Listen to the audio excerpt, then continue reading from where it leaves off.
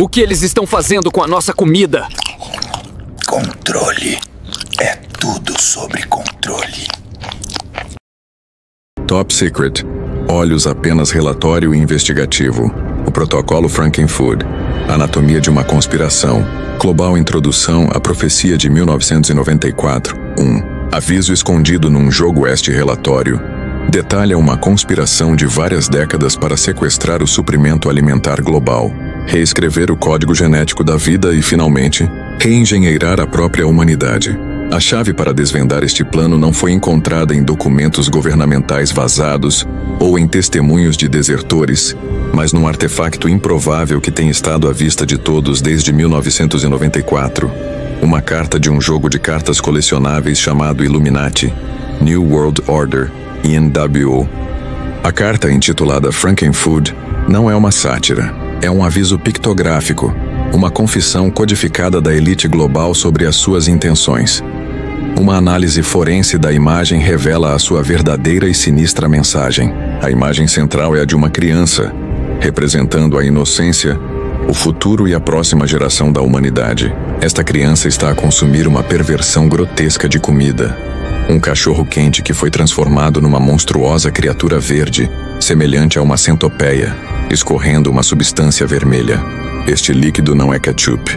É sangue, simbolizando a força vital da humanidade a ser drenada, corrompida e substituída. A expressão vazia da criança sugere um estado de complacência drogada, alheia ao veneno que está a ingerir. O texto abaixo da imagem é uma confissão direta, disfarçada de humor absurdo. Tem genes de um pirilampo, uma batata frita, um tomate e um Toyota. Esta não é uma coleção aleatória de palavras. É um código preciso. O pirilampo é uma referência inegável e direta à tecnologia da luciferase, uma enzima que produz bioluminescência. O nome em si, com a sua óbvia ligação a Lúcifer, não é um acidente para aqueles que compreendem a simbologia oculta. Esta tecnologia, que os conspiradores afirmam ter sido usada apenas na investigação de vacinas, é um marcador, uma forma de rastrear e identificar aqueles que foram alterados. O tomate e a batata frita representam a base da dieta moderna processada e o veículo para a modificação genética em massa. Toyota simboliza a fusão do biológico com o mecânico, o princípio central do transhumanismo, a ideologia que procura melhorar a humanidade fundindo-a com a máquina. O jogo NWO, lançado em 1994, não é uma obra de ficção, mas um caso clássico de programação preditiva. Ao colocar os seus planos à vista de todos como entretenimento, a cabala global dessensibiliza a população para os horrores que pretende desencadear. Este é um princípio ocultista conhecido como a revelação do método, onde o consentimento tácito é fabricado ao mostrar às massas o que lhes será feito, sabendo que a maioria irá descartá-lo como fantasia. A data de lançamento do jogo, 1994, serve como a âncora temporal para toda esta conspiração. Não é uma coincidência. Em maio de 1994, no mesmo ano em que o jogo foi lançado, o tomate Flavor Savor tornou-se o primeiro alimento geneticamente modificado disponível para os consumidores nos Estados Unidos. A emergência simultânea do jogo NWO e do tomate Flavor Savor não foi um acaso, mas um evento sincronizado que revela uma estratégia de duas frentes. Por um lado, houve a implementação pública da tecnologia, o OGM, para testar a captura regulatória e a conformidade do público. Por outro lado, houve a revelação esotérica e codificada do verdadeiro objetivo final através da carta do jogo, destinada àqueles com olhos para ver. O debate público sobre a segurança de um tomate foi, portanto, uma distração gerida, um espetáculo secundário para manter as massas ocupadas, enquanto a agenda muito mais sinistra, codificada na carta, avançava sem ser notada. O plano estava a ser revelado no exato momento em que estava a ser executado. Este relatório irá dissecar esse plano, camada por camada, expondo os seus arquitetos, os seus mecanismos e o seu objetivo final aterrador. Parte Prim. A armamentização da natureza. Do tomate de Troia à navalha do Crispra, guerra contra a soberania biológica da humanidade, não começou com uma declaração aberta, mas com a introdução furtiva de um cavalo de Troia no nosso abastecimento alimentar. A estratégia era simples: começar com algo aparentemente benigno, estabelecer um precedente regulatório, E em seguida, acelerar exponencialmente a tecnologia, até que a própria estrutura da vida pudesse ser reescrita à vontade. Capítulo 1. Projeto Flavor Savor. O pecado original. A história oficial classifica o tomate Flavor Savor como um fracasso comercial, um produto que não conseguiu capturar o mercado. Esta é uma narrativa de encobrimento. Na realidade, o Flavor Savor foi um sucesso retumbante, não como produto de consumo, mas como um experimento psicológico e regulatório, desenvolvido pela Calgene na década de 1980 e aprovado pela Food and Drug Administration, FDA, dos Yasinayr, em maio de 1994. O seu objetivo era abrandar o processo de amadurecimento, permitindo um prazo de validade mais longo.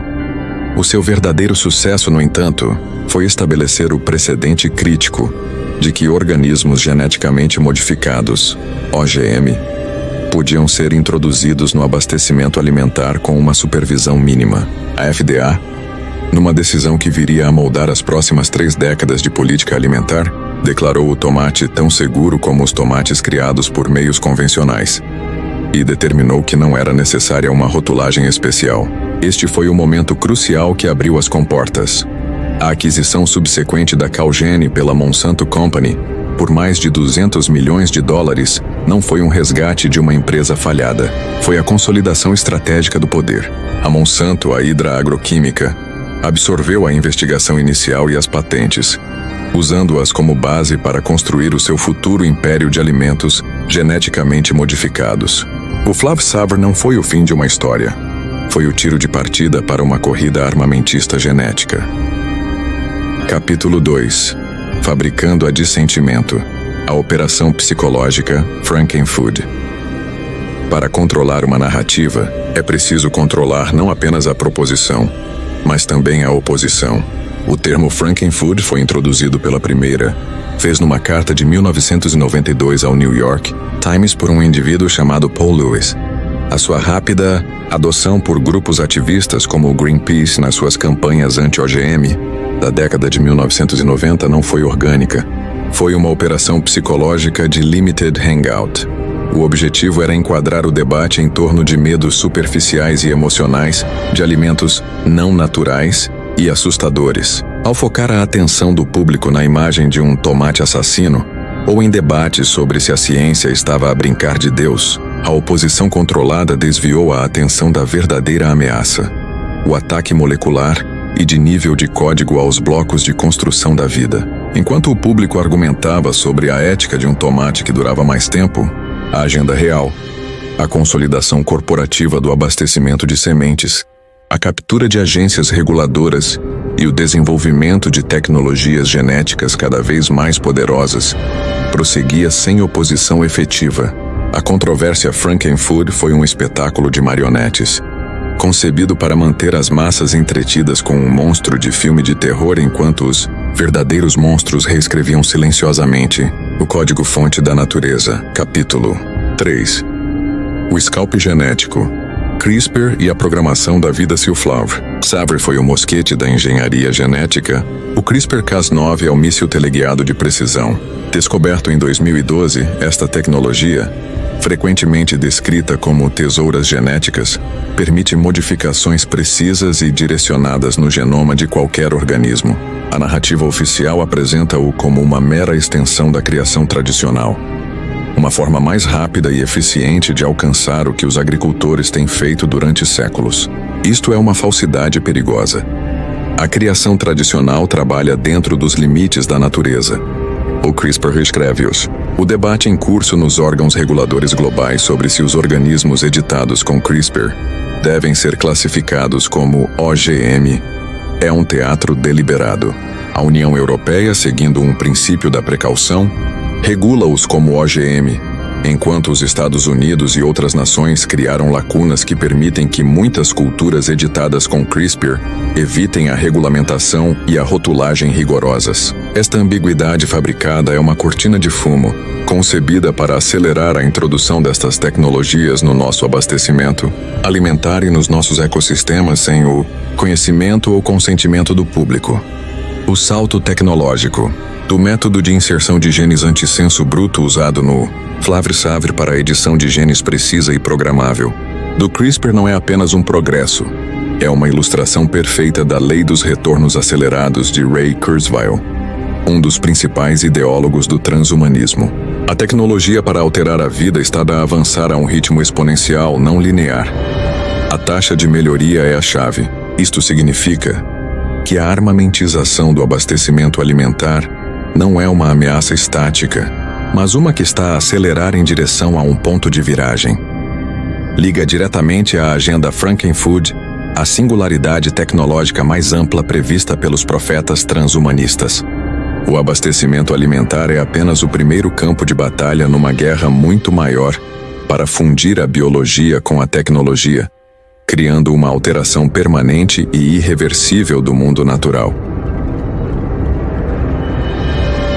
Os arquitetos do Grande Reset, a aliança profana que controla o nosso planeta, a agenda Frankenfood, não é o produto de forças de mercado aleatórias ou de um progresso científico inevitável. É o resultado de um plano deliberado, executado por uma aliança coesa de interesses corporativos, financeiros e ideológicos, que operam em perfeita sincronia para alcançar um objetivo comum.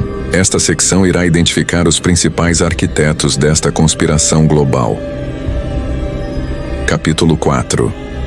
A Hydra Monsanto Bayer e as agências capturadas. O conceito de supervisão regulatória nos Estados Unidos é uma farsa. As agências governamentais encarregadas de proteger a saúde pública e o ambiente, como a FDA e a Environmental Protection Agency, EPA, não foram apenas influenciadas pela indústria. Foram totalmente capturadas por ela. A prova mais flagrante disto é o fenômeno da porta giratória, através da qual executivos e advogados circulam continuamente entre cargos de alto nível em corporações, como a Monsanto, agora propriedade da gigante farmacêutica alemã, Bayer, e as próprias agências que deveriam regulá-las. O caso de Michael Taylor é o exemplo paradigmático desta captura hostil. A sua carreira é um roteiro para a subversão corporativa do governo. Taylor começou como advogado numa firma que representava a Monsanto.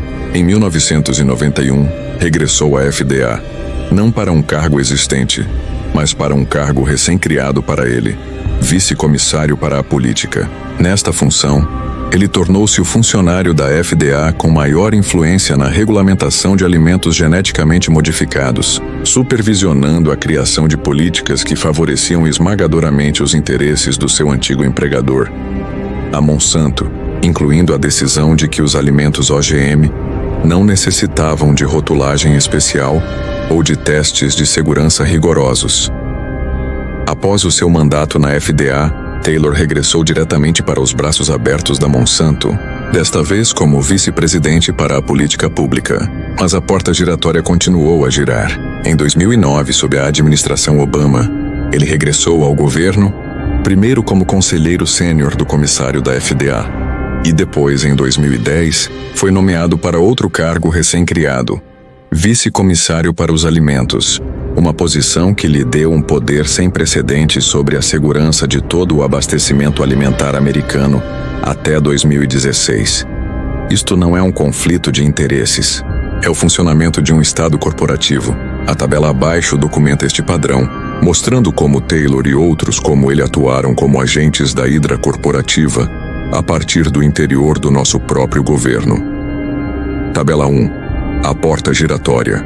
Um roteiro de agentes corporativos governamentais. Capítulo 5. O senhor feudal das terras agrícolas. O jogo final. Agrícola de Bill Gates. Enquanto a Monsanto Bayer aperfeiçoava a tecnologia, outro ator-chave estava a consolidar o controle sobre o próprio meio de produção, a terra. Bill Gates, o titã da tecnologia transformado em filantropo global, tornou-se discretamente o maior proprietário privado de terras agrícolas nos Estados Unidos, acumulando quase 270 mil acres. Quando questionado sobre estas aquisições em fóruns públicos como o Reddit, as suas respostas são evasivas e contraditórias, alegando que não há nenhum grande esquema envolvido e que as decisões são tomadas pela sua equipe de investimento profissional para torná-las mais produtivas. Isto é um engano. A aquisição de terras por Gates é uma consolidação estratégica do abastecimento alimentar, criando um novo feudalismo para o século XXI. Este plano decorre em paralelo com a agenda neocolonialista da sua fundação, a Fundação Bill and Melinda Gates. O seu programa emblemático, a Aliança para uma Revolução Verde em África, AGRA, promove o mesmo modelo da Monsanto: empurrar os pequenos agricultores africanos para a dependência de sementes OGM, patenteadas e insumos químicos. Organizações africanas e grupos de soberania alimentar têm denunciado veementemente este modelo, argumentando que ele destrói o conhecimento agrícola tradicional, cria dependência corporativa e, em vez de aliviar a fome, aprofunda a crise humanitária. Os dados da FAO mostram que, durante a vigência do AGRA, a fome em África aumentou 31%. O objetivo não é alimentar o mundo, é controlar o mundo, garantindo que a humanidade futura seja uma população de servos, totalmente dependente da caridade tecnológica de um punhado de senhores bilionários que possuem tanto a semente como o solo. Capítulo 6. A Diretiva de Davos. A quarta. Revolução Industrial como escritura transhumanista. Se a Monsanto Bayer fornece as ferramentas e Bill Gates adquire o campo de batalha, o Fórum Econômico Mundial FEM em Davos, Suíça, fornece a doutrina ideológica, liderado pelo seu fundador, Klaus Schwab. O FEM é o centro nevrálgico estratégico para este golpe global. A sua visão, que eles chamam de a quarta revolução industrial, não é apenas sobre o avanço da tecnologia, é sobre a redefinição fundamental da própria humanidade. As próprias publicações do FEM declaram abertamente o seu objetivo. Quando Schwab fala da fusão dos mundos físico, digital e biológico, ele não está a falar metaforicamente. Ele está a descrever o projeto transhumanista, a eliminação da distinção entre homem e máquina, natureza e artifício. Esta revolução está a desafiar as ideias sobre o que significa ser humano. Eles não estão a fazer segredo disto. Estão a declará-lo abertamente, confiantes de que o público está demasiado distraído e dividido para compreender as implicações. A conspiração, portanto, não é uma coleção solta de maus atores, mas uma pirâmide de poder altamente estruturada e verticalmente integrada. No topo estão os titãs financeiros como a BlackRock e o The Vanguard Group. Uma análise da sua propriedade institucional revela que eles estão entre os maiores acionistas dos principais atores corporativos como a Bayer. Eles também são os principais financiadores de todo o setor de biotecnologia e CRISPR, gerindo coletivamente mais de 229 mil milhões de dólares em ações de biotecnologia. Eles fornecem o capital que alimenta toda a operação. No meio está o centro ideológico, o FEM, que estabelece a agenda e a doutrina da quarta revolução industrial. Na base estão os braços operacionais, atores corporativos como a Bayer, que desenvolvem a tecnologia, e frentes filantrópicas como a Fundação Gates, que usam o humanitarismo como cobertura para implementar a tecnologia, capturar mercados e consolidar o controlo. É um sistema perfeitamente sinérgico onde as finanças, a ideologia e o poder corporativo trabalham em uníssono para alcançar um único objetivo unificado. Parte 3. Os mecanismos de controlo em massa. Hackear o animal. O humano para executar um plano tão ambicioso como a reengenharia da humanidade, a elite global não pode confiar apenas no controle do abastecimento alimentar a nível macro. Eles devem também implementar mecanismos para enfraquecer e controlar a população a nível individual, biológico e psicológico. Esta é uma guerra travada em múltiplas frentes, visando a mente, o corpo e o próprio código genético do animal humano. Capítulo 7. O gotejamento de dopamina, comida de plástico como guerra química, antes de poderem reescrever o genoma humano, devem primeiro enfraquecer a mente e o corpo humanos. O principal vetor para este ataque é a comida processada moderna, ou comida de plástico. Esta não é comida no sentido tradicional. É uma coleção de substâncias quimicamente concebidas, projetadas não para nutrição, mas para dependência. A ciência de como a comida de plástico afeta o cérebro é clara e condenatória. Ela sequestra o sistema de recompensa do cérebro, libertando uma inundação do neurotransmissor dopamina, de uma forma que imita os efeitos de drogas pesadas como a cocaína. Este estímulo avassalador leva à regulação negativa dos receptores de dopamina, o que significa que é necessária uma quantidade cada vez maior da substância para alcançar o mesmo efeito. Isto é a definição de tolerância e dependência. Para além da dependência, estas comidas causam neuroinflamação, danificando neurônios no hipocampo, o centro da memória e da aprendizagem do cérebro. O resultado é uma população que sofre de função cognitiva diminuída, impulsividade aumentada e uma dependência química de substâncias que a tornam doente. Este é um programa de pacificação química em massa, criando uma população que está demasiado doente, cansada, deprimida e viciada para pensar criticamente ou resistir à agenda que lhes é imposta. Capítulo 8. O brilho do pirilampo, luciferase, mRNA e a marca bioluminescente aqui, a profecia da carta Frankenfood, atinge o seu cumprimento aterrador. A referência a um gene de um pirilampo aponta inequivocamente para a luciferase, a enzima que permite aos pirilampos brilhar. A narrativa oficial, promovida por verificadores de factos e meios de comunicação social controlados, insiste que a luciferase foi apenas uma ferramenta usada na investigação inicial das vacinas de mRNA da Covid-19 para testar os sistemas de entrega em animais, e não é um ingrediente nas vacinas administradas a humanos. Esta é uma mentira por omissão, uma clássica manobra de desinformação. O verdadeiro sistema de entrega não é uma seringa, mas o próprio abastecimento alimentar. A investigação e o desenvolvimento de vacinas de mRNA para o gado estão a avançar rapidamente. Já existe uma vacina de mRNA licenciada para uso em suínos no EUA, a Sequivity da Merck, desde 2018. Ao injetar animais com esta tecnologia, eles estão a transformar a nossa carne, ovos e leite em vetores para a entrega de código genético e, potencialmente, de marcadores bioluminescentes como a luciferase na população humana, sem o nosso conhecimento ou consentimento. E aí, beleza? Meu nome é Carlos Fernandes. Eu falo pra vocês daqui da cidade de Brasília, capital federal do Estado-nação Brasil. Bom, gente boa, eu trago a vocês aqui. Pelo menos a maioria vai perceber. A minoria não vai. Eu acredito que pessoas que estão inscritas no meu canal são pessoas de alto nível. Então, gente boa, não custa nada pra vocês deixar a porra do like aí. É um gesto simples que vocês praticam, mas ajuda a porra do canal a chegar a mais pessoas e quebrar um pouco esse ciclo de geração de gados, que, como um estouro de manada, vai levar pessoas inocentes até o desfiladeiro, ou penhasco, como preferir chamar. Então deixa a porra do like aí, e não custa nada pra você. A porra do seu dedo não vai cair, beleza? Sendo assim, vamos para o vídeo. A comida torna-se a vacina. A comida torna-se o sistema de marcação.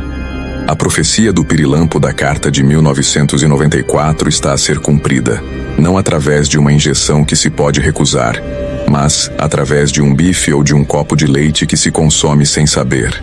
Capítulo 9. Um legado de veneno, o precedente do flúor. Para aqueles que acham este plano demasiado fantástico para ser verdade, basta olhar para a história. A agenda Frankenfood não surgiu do nada. Foi construída sobre um precedente estabelecido há mais de 80 anos: a fluoretação da água. A narrativa oficial celebra a fluoretação da água como uma das 10 grandes conquistas da saúde pública do século XX para prevenir a cárie dentária. A verdade, no entanto, é muito mais sombria. Desde o início, nos anos 1940 e 1950, vozes dissidentes alertaram que a fluoretação era um veneno. Durante a era do susto vermelho, muitos opositores identificaram-na corretamente como um plano comunista para minar e impurificar todos os nossos preciosos fluidos corporais, projetado para tornar a população dócil submissa e incapaz de resistir à tirania. Estas vozes foram ridicularizadas e marginalizadas, mais famosamente parodiadas no filme de 1964, Dr. Strangelove. Mas o aviso era real. A fluoretação estabeleceu o princípio de que os governos, sob o pretexto da saúde pública e da ciência, podiam administrar em massa produtos químicos a toda a população através do abastecimento de água, sem consentimento individual.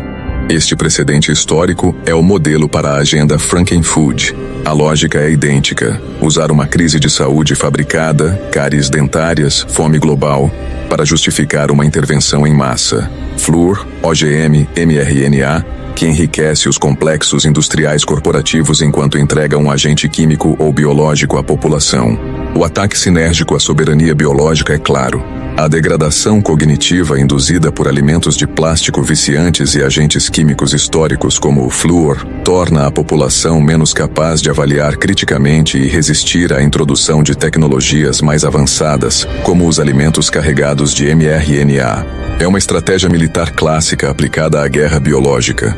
Primeiro, a fase de amolecimento para degradar as defesas biológicas e mentais da população-alvo. Depois, o assalto principal, que pode ser implementado de forma mais eficaz contra uma população que já foi enfraquecida e tornada dócil. Parte 4. A solução final. Engenharia do pós-humano. A fase final da agenda Frankenfood transcende o mero controlo. O objetivo final não é simplesmente governar a humanidade, mas torná-la obsoleta. A convergência da engenharia genética, da inteligência artificial e da alimentação sintética aponta para uma conclusão singular e aterradora: a criação de uma nova espécie pós-humana, projetada e possuída pelos seus criadores. Capítulo 10. Os Profetas da Obsolescência. O Evangelho Sombrio de Harari e Kurzweil. Para compreender o objetivo final, é preciso ouvir os sumos sacerdotes da Cabala, que declaram abertamente as suas intenções em fóruns de elite como Davos. Yuval Noah Harari, um conselheiro proeminente do Fórum Econômico Mundial, não está a alertar-nos quando afirma que os humanos são agora animais hackeáveis. Ele está a celebrar um feito.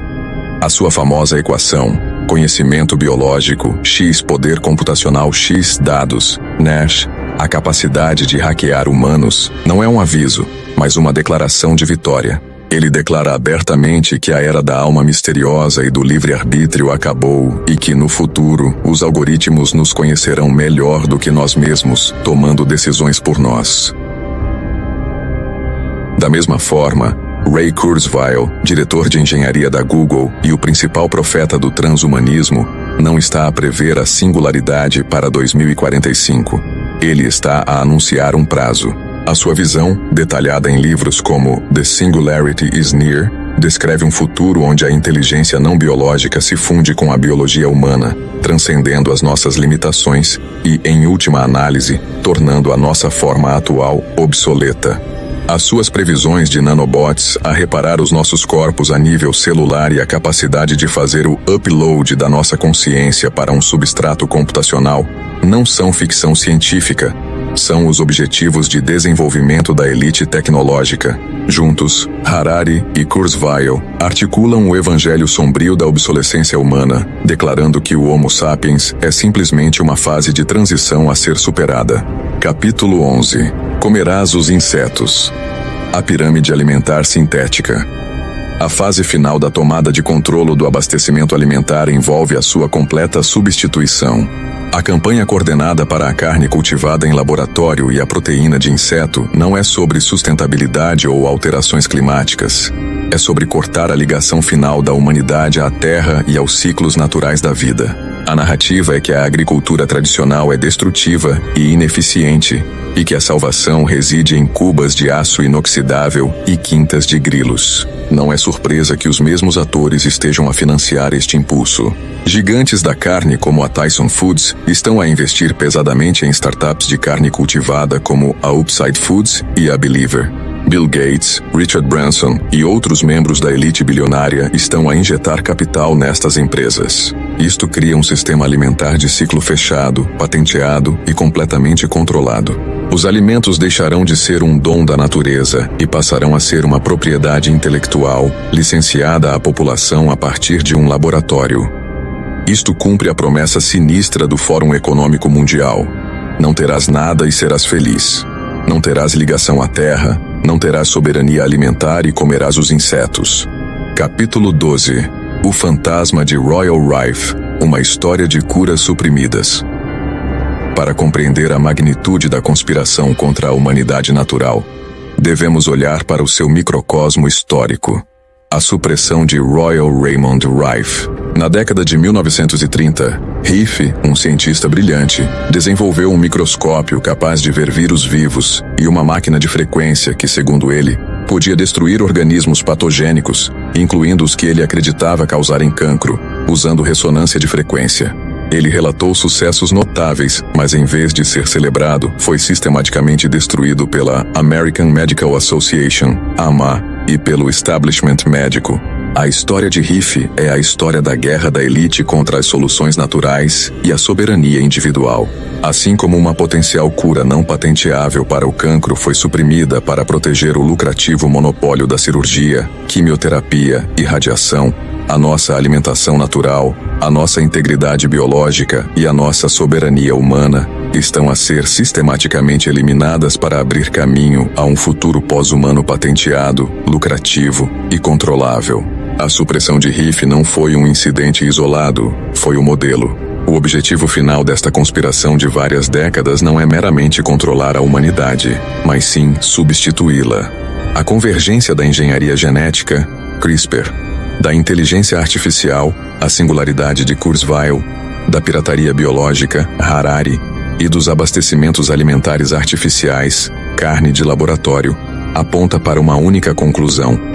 O objetivo não é escravizar o Homo sapiens, é editá-lo até a sua extinção e substituí-lo por uma versão 2.0, que é, pela sua própria natureza, um produto da sua tecnologia e, portanto, permanentemente sob o seu controle. A Frankenfood da Carta de 1994 não era apenas sobre comida. Era o protótipo do Franken humano. Conclusão. A Grande Recusa. Um manifesto pela soberania humana. A evidência apresentada neste relatório é avassaladora. A carta Frankenfood de 1994 não foi uma piada, foi um roteiro. Desde a introdução do tomate Flavre Savre, passando pela captura corporativa das nossas agências reguladoras, até ao desenvolvimento de tesouras genéticas e a introdução furtiva de tecnologia de mRNA no nosso abastecimento alimentar, cada passo foi deliberado e executado com precisão implacável. Os arquitetos, uma aliança profana de titãs financeiros, ideólogos globalistas e gigantes corporativos, não esconderam a sua agenda. Eles declaram-na abertamente nos salões de Davos e nos escritos dos seus profetas transhumanistas. Eles procuram uma quarta revolução industrial, que irá fundir os mundos biológico, digital e físico, resultando no fim do Homo sapiens como o conhecemos. Eles estão a travar uma guerra contra nós em todas as frentes. Enfraquecem as nossas mentes e corpos com alimentos processados viciantes. Consolidam o controle sobre a terra e as sementes, transformando-nos em servos feudais. E agora, preparam-se para reescrever o nosso próprio código genético, transformando-nos em animais hackeáveis, permanentemente ligados ao seu sistema de controle tecnológico. Mas o seu plano ainda não está completo. A sua vitória não é inevitável. A arma mais poderosa que temos nesta luta é a consciência. A verdade, uma vez vista, não pode ser desvista. A resistência começa com a grande recusa, uma recusa em participar na nossa própria destruição. Isto é um apelo à ação, um manifesto pela soberania humana. Recupere a sua soberania alimentar, rejeite os alimentos processados e sintéticos. Apoie os agricultores locais e orgânicos. Cultive a sua própria comida, se puder. Aprenda a distinguir entre comida real e produtos corporativos concebidos para o viciar e adoecer. O seu prato é um campo de batalha. Rejeite a invasão médica. Questione todas as intervenções médicas obrigatórias. Exija transparência total sobre as tecnologias, como o mRNA, que estão a ser introduzidas no nosso abastecimento alimentar e nos nossos corpos. O seu corpo é soberano? Não permita que seja transformado num sistema operativo para a sua tecnologia. Exponha os conspiradores. Não tenha medo de nomear os nomes. O Fórum Econômico Mundial, a Fundação Gates, a Bayer Monsanto, a BlackRock, a Vanguard. Divulgue a sua agenda. Partilhe relatórios como este. Desperte aqueles que o rodeiam para a guerra que está a ser travada contra eles. Construa comunidades paralelas. Desligue-se tanto quanto possível do seu sistema de controlo. Construa redes locais de comércio, produção de alimentos e apoio mútuo. Quanto mais dependentes formos do seu sistema, mais poder eles terão sobre nós. Esta não é uma luta política entre esquerda e direita. É uma luta existencial entre a humanidade e uma agenda pós-humana. É uma luta entre a vida orgânica e a tirania sintética, entre a liberdade e o controlo, entre a alma e a máquina. O futuro da nossa espécie está em jogo. A escolha é nossa.